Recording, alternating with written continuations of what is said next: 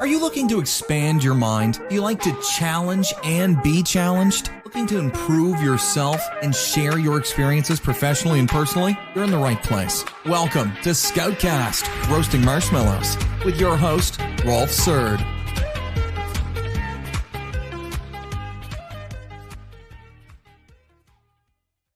And we are live. Welcome to another episode of Scoutcast, Roasting Marshmallows. My name is Rolf Surd, and today I am joined by 4 of my colleagues. Every episode adds one more colleague. The episode of today was promised to be about estimation versus no estimations, but due to the controversial nature of that episode, we've decided to push it back just a bit. We need more time to prepare to get a good story for you guys. So we've decided to invite our boss, actually, Silvester van der Bijl, to talk about if your superior should be there for you to be able to do your work or not. And let me just start out by saying that, Silvester, you're the best boss I ever had, at least. So kudos for that. Thanks. Is he the only one? Sorry? Is he the only boss you ever had? Come on. Actually, the second. So, it's a step up. So could you just introduce yourself to our listener? Sure, I'll try to. Well, like you said, I'm Silvester. I'm 40 years old so far. So next year I will have the answer to basically everything. I'm married, father of 3 kids, and I'm the founder of FourScouts. And the reason I started FourScouts is basically to work with great people on stuff that matters, and that's still the reason we do what we do today. Okay, and like I said, today we're talking about, if you're superior, how present should your superior be for you to able to do your work? Like, do you need someone to really tell you what to do every single day, or are you more of a self-governing type of person? And that's going to be the discussion today. So I hope, Silvester, you will, you have a thick skin today, because you might get some negative feedback, but hopefully also positive feedback. So let's see how that goes. I'm curious. Bring it on. Yeah. So let me just ask the question to you first, because you being CEO of FourScouts, you're the boss, so to say. What is your take on that? How present do you feel you should be? Like, do you feel that you really need to push everyone to do work, or what's your take on that? Well, I think if I would actually need to be there for everything to keep moving, then things are basically wrong, right? You guys all should know, okay, this is important, this is what we value, this is how we operate, and you should have the autonomy basically to do what you think is best at this point. Uh-huh. And if you mess up, okay, so be it. That's when you step in, or? No, I might remind you that you messed up, but that's about it.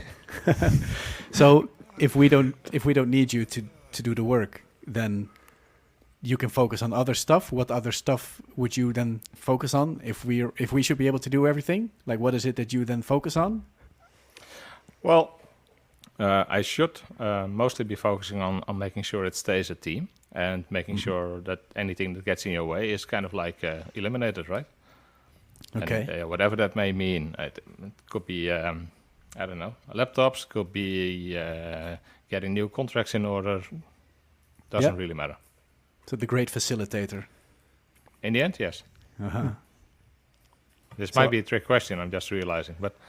Well, I don't know. I'm just asking and exploring and seeing where this conversation goes. I'm curious to see what the guys think of that, if they agree with that or disagree, or what their take on it is. Would agree on whether Silvester is acting like that or whether he should be acting like that? Well, that's the question, right? Is he being the great facilitator, or is he lacking, or is he more of a micromanager? Oh, I just joined recently, so I don't know a lot about the history, so I cannot say. So maybe the other guys can fill in that one. Yeah, I know. What do you think? Well, I actually like the remark saying that you should be part of building the team, right? Breaking down the obstacles. Mm-hmm. And I'm wondering... what in his mind did he do for that?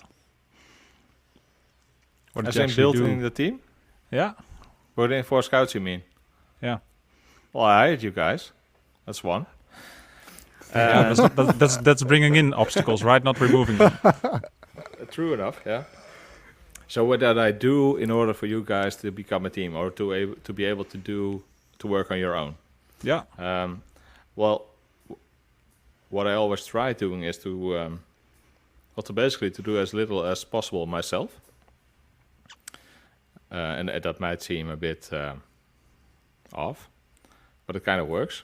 And what we started doing more recently is actually to be very explicit about why the company exists, what we value, and what we aim to achieve. And what I've seen happening so far is that, with any proper team, people start acting like it and start improving. And it kind of shows.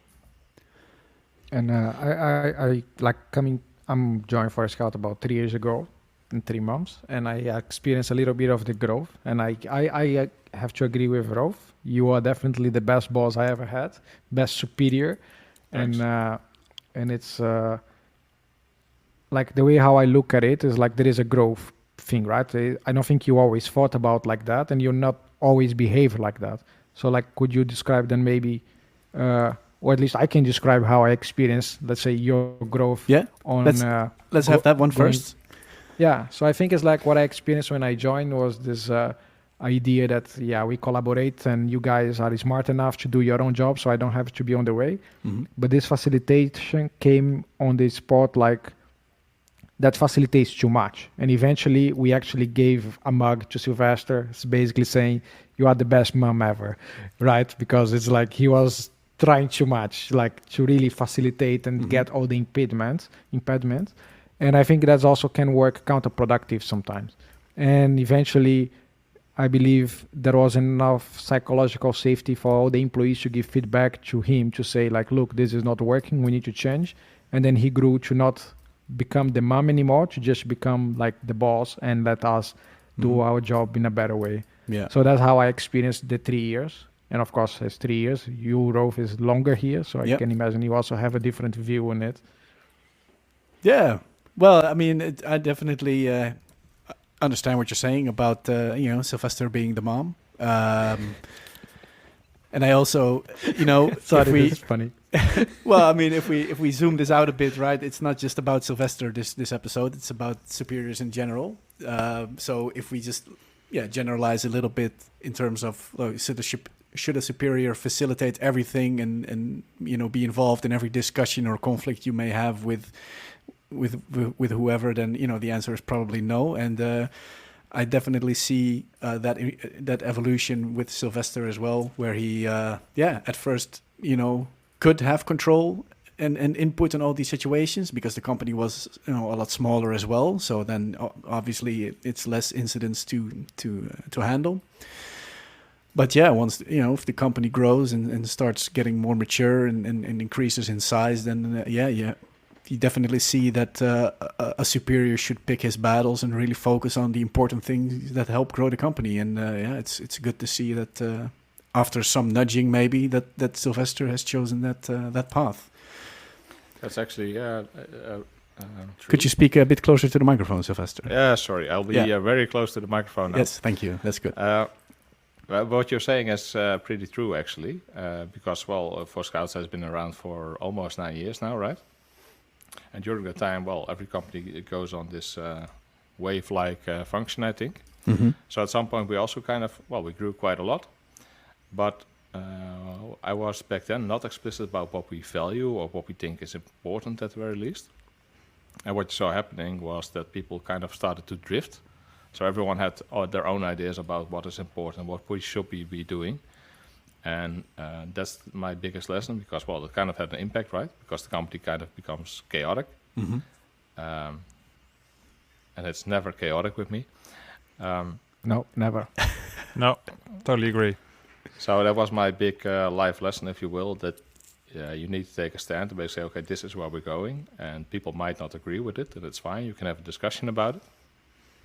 But you need to say where you want to go. You need to be very explicit. Yeah. And is that something, like, you don't have a boss right now yourself, right? But is that something you would value in a superior if you had one? Or would you look for different qualities? Would you rather have one that's totally invisible, for example? No, I think... No. I imagine working myself for myself. It's kind of weird. Mm-hmm. But you're asking it, so now I'm thinking about it. No, because you used to work for companies, right? Xebia, I think it was. Yeah, I did. Yeah. And actually, that was the reason at some point for me to, okay, I want to do this differently. I want to be a different company. Mm-hmm. I read a lot about from Ricardo Semler, actually, right? And the things he wrote. And I think it's more about being in control yourself. I wanted that feeling, and I want everyone to have that feeling, right? You should be able to say, okay, I decide to do this, and I will do this, and I will accept the consequences if I fail. Yep. And I think it's the role of any project or company or team to provide a safe environment where that's allowed. And how did you experience that with Xebia then? That's a long story. I don't remember all the details anymore. Mm-hmm. But I seem to remember that we started this kind of discussion. Okay, what's the next big thing? But the company kind of grew bigger, right? It was international. So I kind of sent this mail, or a colleague of mine sent a mail to all the mailing list, and I responded to that. And basically the whole company ended up feeling like, oh, we're going bankrupt and it's not going well, while all we were trying to do was, well, what's the next big cool thing in technology? What should we be solving as a company? So that kind of backfired, and for me that was kind of like the start. Okay, I wanna do this differently. Okay. And what was the first change you implemented when you started your own company? Well, you might actually remember this. All consulting companies have this thing where at the first of every month you need to enter your hours, so the invoice can be sent. Yep. And right from the start, I kind of said, I think we're actually using the same product for all the time, Moneybird. Yep. I said, everyone has an account. Stop wasting my time. Enter the hours yourself.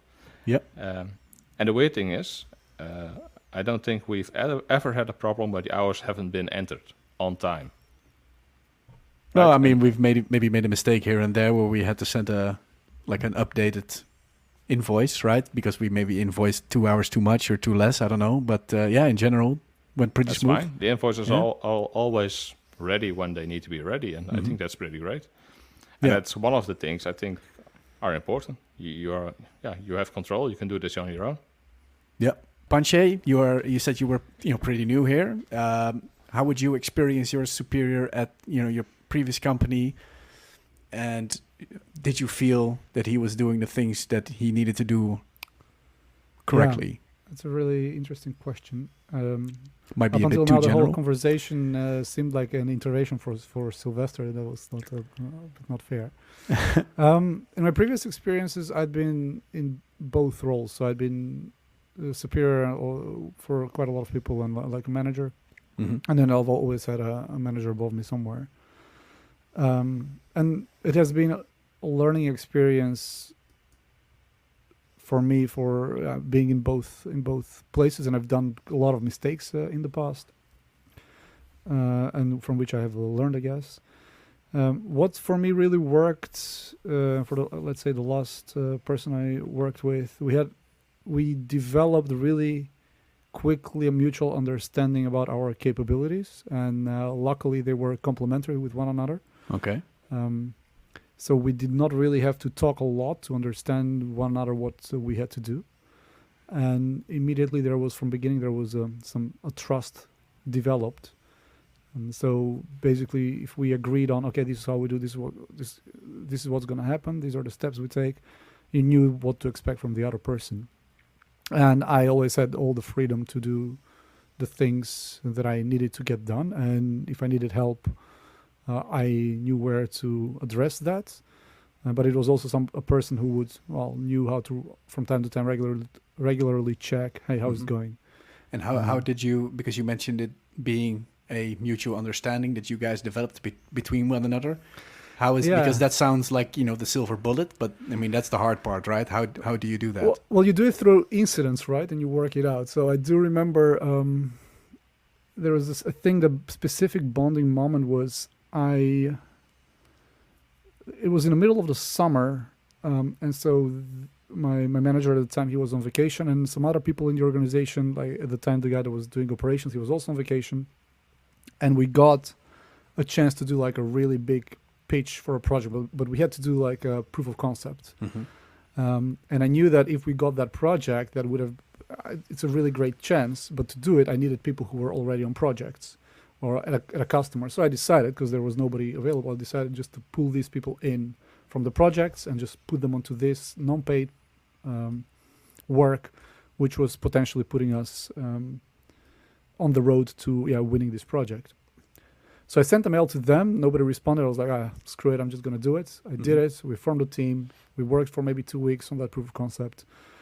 Then he got back. In the first time, he was not really happy with what I had done. Because he felt past, right? I guess. Not really, because he thought he would have done a different decision in the sense, because I wasn't thinking about billability and hours, for instance. And my thought was like, well, I did think about those.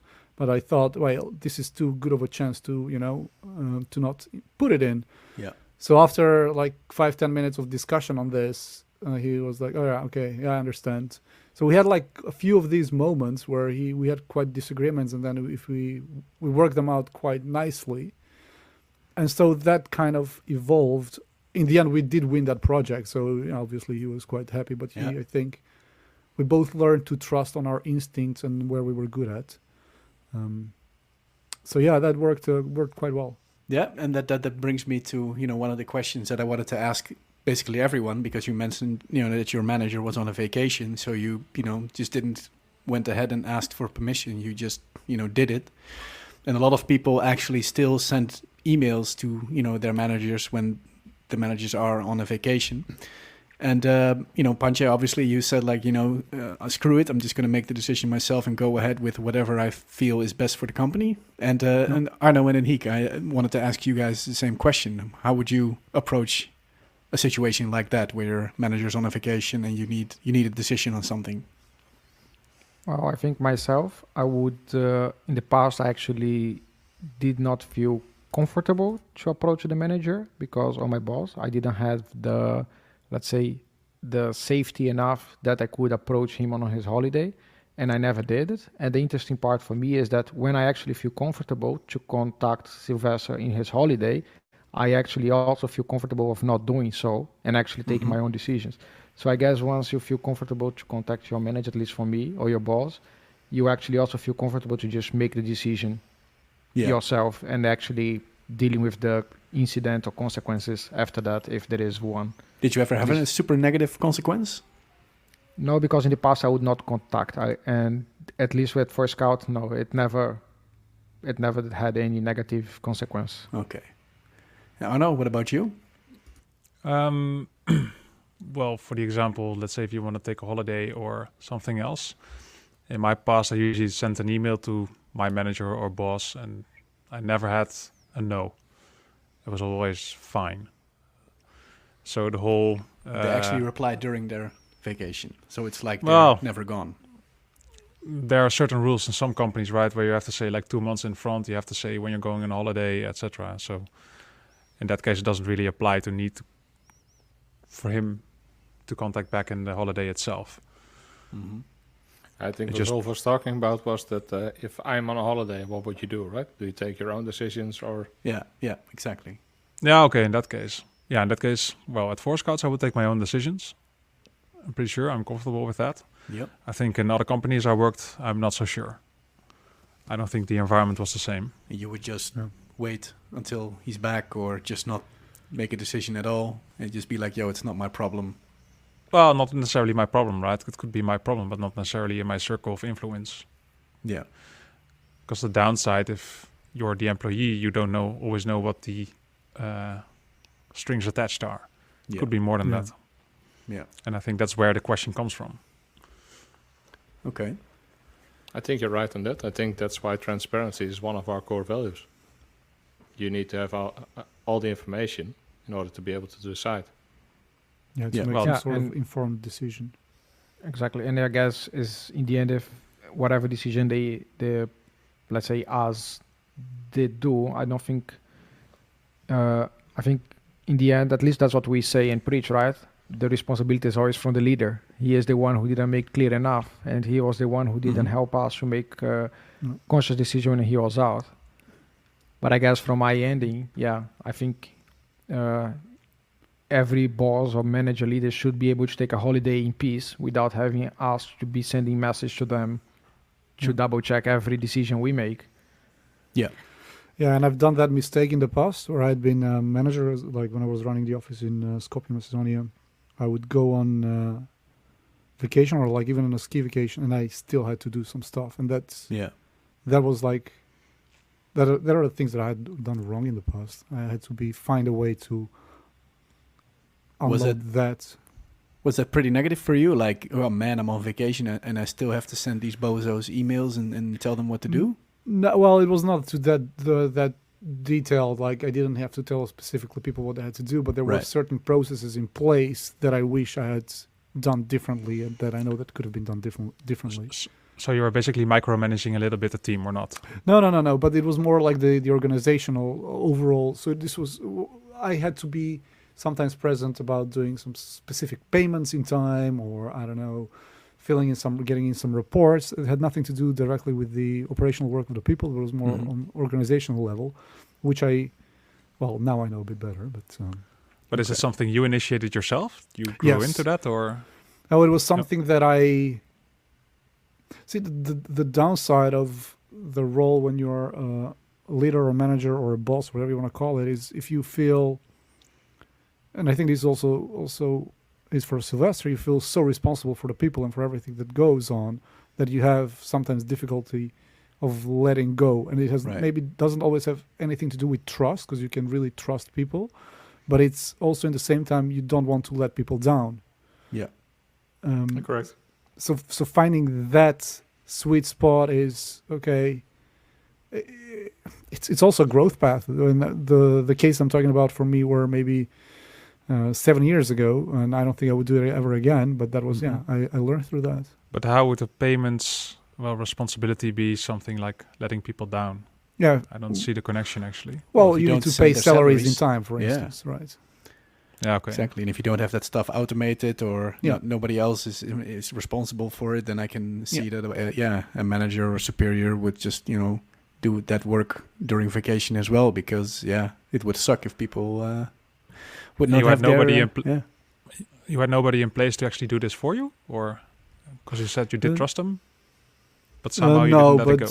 No, because I felt also quite responsible, because I was in the middle management, right? So I also had responsibilities higher up that I had to report to, and sometimes, also what you think is like, I don't want to burden the rest of the people with some of these nonsense that I'm dealing with. Mm-hmm.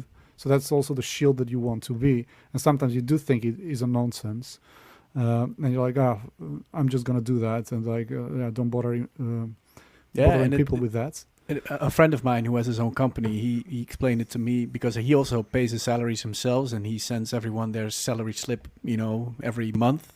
And I told him, like, why don't you just automate it or hire someone to do it for you? And he said, well, I hired these people, they're part of my company. And every month I want to show my appreciation by, personally doing that stuff for them, paying them their money, because, they're working for me. And that was his way of showing his gratitude. I don't know if it felt for you the same way, Panche, but that is at least his explanation. Well, it's interesting because the people is not really seeing that, right? So in a way, I can imagine that is his own way of expressing gratitude, but at the same time, nobody really knows if it is even automated or not. Well, I mean, he sends the email, so, but I mean, that could be an interesting discussion. How do you do that, Silvester? Have you got the salaries automated, or is it also a manual thing for you that you even have to do during your own holiday? I do that during the holiday, mostly because I forget to schedule that stuff before I go on a holiday, and that's kind of like how my mind works. But I do get the sentiment, right? It's just something you want to do personally. All that stuff has already been calculated, right? And you all have accounts into the salary stuff, so you see what you should be getting. But actually transferring the money, that's something, I don't know. I actually like what I just said, right? You guys don't actually see that, but it is something that, I get Panche. It's something that you want to do personally. Yeah, well, I do know that you do it personally, but it could just as well be automated, right? Yes. Yeah. And so, but then what would I do? Sorry? That's the question, right? That's the question. I thought that is what FourScouts stands for, to like automate everything. And we try.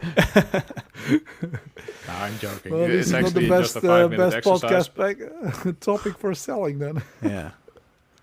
So, Silvester, right? Now that we're talking here, did you ever join any meeting without actually being invited for it? Like, do you feel entitled to, barge in on anything that's happening within FourScouts Just because you are the No. boss. just because you're the boss? Exactly. No, I might feel left out at some points, but that's about it. Yeah. I honestly wouldn't know what meetings are going on or what's happening, right? No, We have a but- weekly meeting where we discuss stuff, and that's it. So you're not involved with the company. Okay. No, but let's say we schedule a meeting I'm letting it go. with whatever client we have, and then you say like, well, I want to kind of know what's going on at this client. You know what? I'll just join this meeting without invitation. Is it something you would feel is normal? You would feel No. is okay to do? Okay. No, I have made mistakes like that in the past, if I kind of butt in, but then immediately it kind of becomes like, it feels like you're damaging the trust of the people that are actually working for the client, right? So if you don't want us to decide, why do we even do this? So I learned the hard way to not do that. Okay. So what No, was the I- reaction of people when you did that? Wondering. Well, they won't voice it out per se, right? So they won't not always be clear about it, that they hate that. But if I reverse that situation, right? So you're working for a client, right? And you're doing your best and you're solving problems. And now your boss comes in and just sits in and also starts talking about it. To me, it would feel weird. Why are you here, right? Why are you deciding differently? No, and I think as I worked as coaching teams as well, and I had this experience a few times where, like in these big organizations, the managers just come and say like, "Yeah, I'm going to join your retrospective today, or I'm going to just join your stand-up today," and you automatically notice that people no longer speak as freely as they want to. I don't know per se because, for example, I don't mind if Silvester join my meetings without invitation. So I can imagine that at some point when the level of trust becomes, let's say, bigger, I think this becomes less of a problem. But I think until the relationship is not really built, I think it is quite detrimental to be there uninvited.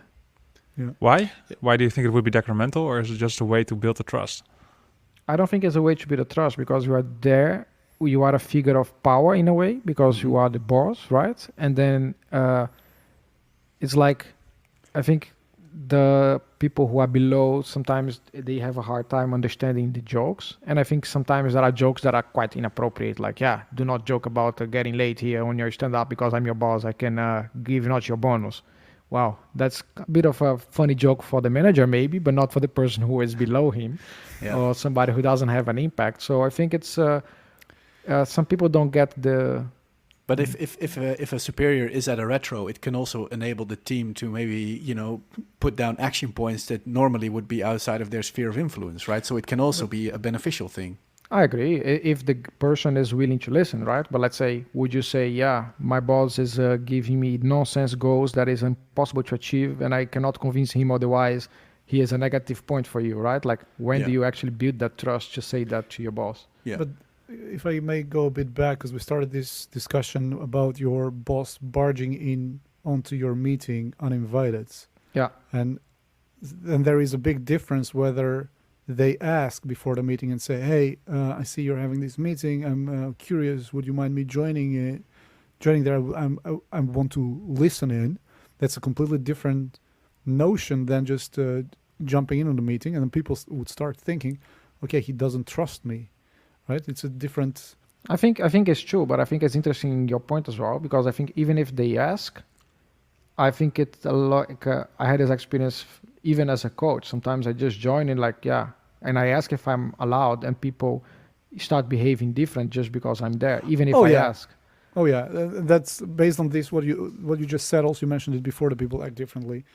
I wanted to throw in about leaders and bosses, and managers joining drinks and going out with employees. Yeah. What's your experience and take on that? I never got drunk with Silvester in the Corona time. You don't remember, that's what you're trying to say.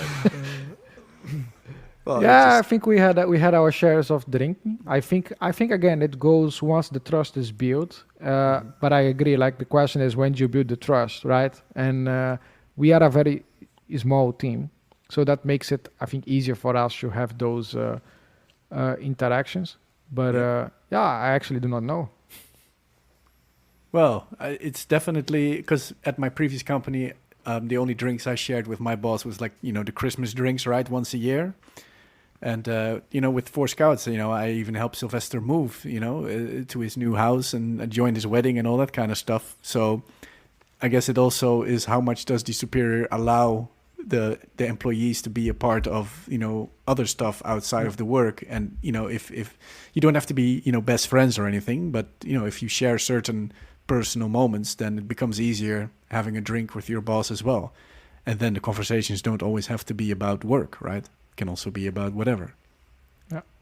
And then it becomes a different vibe. And then then you don't have, the boss employee relation during these times. My question is, can you maintain this sort of relationship with everyone as your company grows with people? Well, that all depends on the number, I guess, because there is going to become a number where it just becomes impossible. And is it actually healthy to maintain?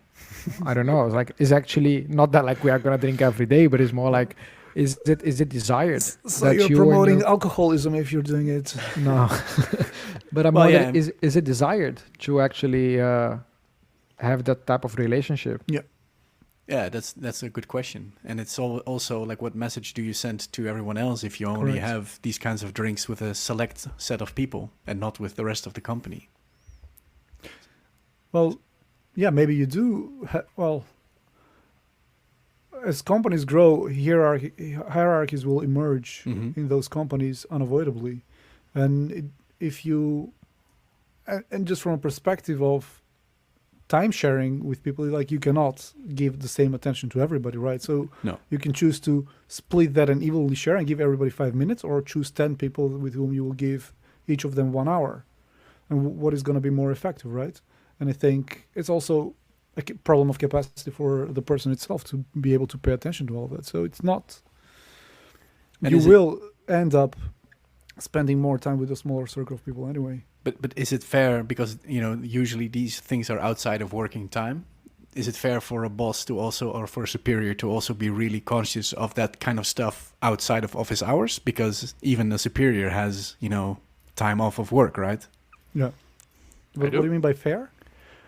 Well, like, you're talking about sharing time, certain individuals getting more time than others, like all of this management that someone might have to do in order to send the correct messages across, to the entire company of, activities being done in off hours, like non-company hours. Because if you always have to take that stuff into consideration, then basically you're never off, you're never free of work. Well, that's what happens. Is that one of the downsides of being a superior, Silvester? Never being able to take off. I don't think it's a downside. What I tried to do from the start was I consider work and private life to kind of be the same thing, right? I answer mails on Sunday, and yes, I also leave early regularly just to continue at night again. I don't care about stuff, and I don't think anyone should care about that, right? It's not about when I'm in the office or when I'm outside of the office, or for anyone. For that matter. It's more about, well, what kind of results are you aiming for, and how do you want your relationship to be with the people that work for you, right? For me, I value this, and will it scale? I hope. I don't know. We'll see. So if we're gonna scale, you're gonna have drinks with everyone. Oh, yeah, but then we're gonna have a fun boss. As opposed to right now. So at the other side of the spectrum, there are also superiors who do a lot of micromanagement, right? I think, Arno, you also mentioned it some time ago, about micromanagement. Have you experienced micromanagement in the past? And why do you think micromanagement is bad, actually? Well, yes, I did experience micromanagement. Pretty awful, actually. And in my view, if you want to have something done, like a objective or something else, Mhm. people that micromanage shift away from that quite a lot actually, because there's something new or something else happening that they want to have solved first. And if you have that, people that micromanage, it could change daily, right? Yeah. So even the task you do, you might not even finish. So in the end, you end up with a lot of things that are never finished, which in my perspective leads to, well, a lot of noise actually, unhappiness, because they are never happy that you actually, nothing finishes. So your boss is actually not happy with your work. Yeah. So he tells you every day, or maybe like 3 times a day, like do this, do Yeah. that, and then in the end, he said like you're doing the wrong stuff, Yeah, and it never comes around to him saying like, well, I'm the guy telling this guy what to do all the time. Maybe it's my fault. It never occurred to your superior that Well- might be his way of his management style. I think it also depends how experienced you are yourself, because at that time I was pretty young, and I really didn't see it that way at that time. Okay. So I just experienced it like the way it was. But right now I would just say, well, bring it back to him that he is basically the problem. Yeah. Okay. So you've never gave that feedback just yet so far. To Well, I to did me it to at other least. people, but sorry, Sylvester. What did you say? I said not to me at least. Okay. Not yet. Not yet. no, I don't think you're the micromanager so far. It could be worse. Let's call it like that. Hey, I think we micromanage Sylvester more than he does us. Yes, In what that way? actually It's, might be true. Actually interesting. Can you give an You Like, example? write his uh, to-do tickets. Like, dude, did you do your to-do list? Did you send that contract? Did you send that proposal? Like constantly asking, double checking, and Did you look at your calendar? yes. And he said, "Can you guys remind me of this?" Like, no. So he actually asks us to micromanage him. That's Yes, actually what you're exactly. saying. Or to be his secretaries. Yes. Or that. And you guys oblige. Yeah, man, he is the boss. no, you don't. Actually, I don't remember who, but someone told me I'm not your PA. Yeah. Oh, really? Yeah, I've never said that, at least. I don't know. I I probably don't know. I said something along those lines. I can imagine myself saying that. I can imagine Arno saying that for sure, with a Oh, different I can words. imagine any one of you saying that. That's so. Well, I think that's the whole part that becomes, let's say, what makes FourScouts great, right? It's like we are all safe enough to say what we think without having to feel afraid of consequences. And of course, we are not trying to hurt people, but at least grow each other. And I think that's the part that is like, I believe you as a manager, you don't need to motivate people. You should not unmotivate them. And that's sometimes hard in the organizations we see. Yeah, you should So- give them a goal, an objective, right, and try to help them to make that happen. Which is actually what FourScouts does in the end. So Yeah, but if you ask your own employees to remind you of sending a contract to a customer, I think there might Yeah. be something wrong there, to be honest. And we do that, right? Because otherwise we won't get paid. So I think there's a valid reason for us to do it. But And no, actually, I think you guys should start sending the contracts then. Maybe we exactly, should that talk was about exactly what I was going to ask. Like, Yeah. why don't you guys just send the contract? yeah, well, I need your signature, maybe. Then the question arises, what do you need Silvester for? Yes, Yeah. that's a Yeah. good question. Well, that was one of the questions I wanted to ask at the end, right? Like, but I guess we can just do it right now. Like, you know, Heek, do you feel that you need a boss in general? Like, do you need a superior? Do you need some guy to take the ultimate blame in the end? Oh man, do I need to be the first one to answer that? Well, if anyone else already has an answer, that's fine. But I'm not hearing anything, so yeah, it's you, man. yeah, so that is on me. I don't think per se it's something that I need, but it's something that is nice to have once you get the right one. Yeah. I think it adds values, right? It creates like there is one person who is constantly thinking about how to make your work better Yeah.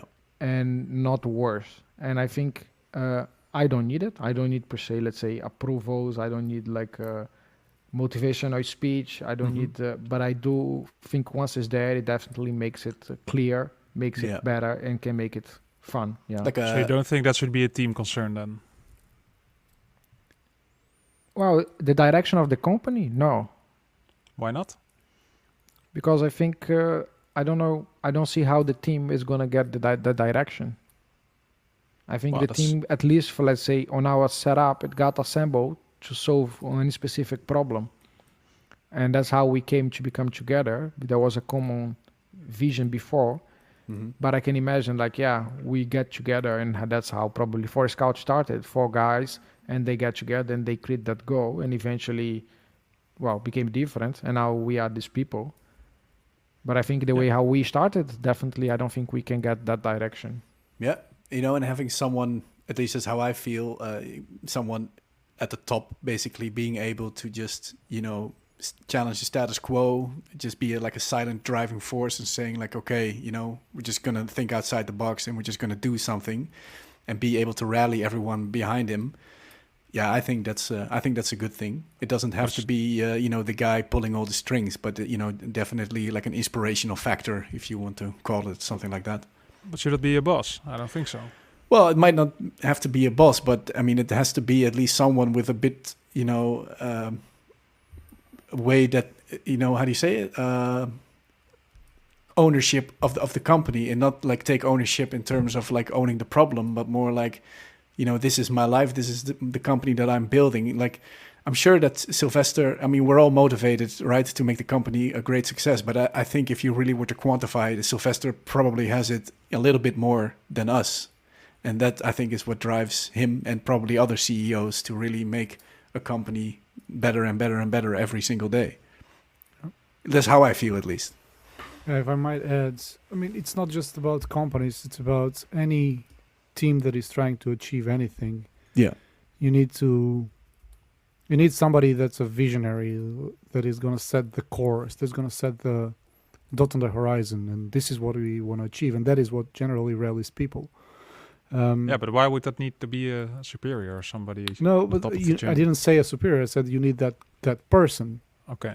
profile, and to be able, and often to be able to achieve something like that, you need to have some sort of a mandate, and that is where traditionally you will get the mandate from this hierarchy of superiority in a company. But that spot is quite a lonesome spot, and in many companies. Guys, I actually want to continue this conversation, but I'm kind of like a dick for doing this at this point, maybe. But I really have another meeting, so I need to go. No, you don't. What? Yes, I This is do. interesting. Let's go with this. No, Okay. you don't. That So meeting I was apparently- supposed to have with you, I know it's no longer there, but I have another meeting at that exact same time. So All right. So let my me just ask you. apologies. Let me just ask you one final question, Silvester, before you go. Yeah. How do you think this went? I think this went great, and to be fair, I'm kind of proud of this whole setup. Right, I haven't been around the most lately, and then suddenly this whole podcast thing happened. I do remember at a bar. That's kind of like a trend in this conversation, where we actually sat down and came up with a list of topics.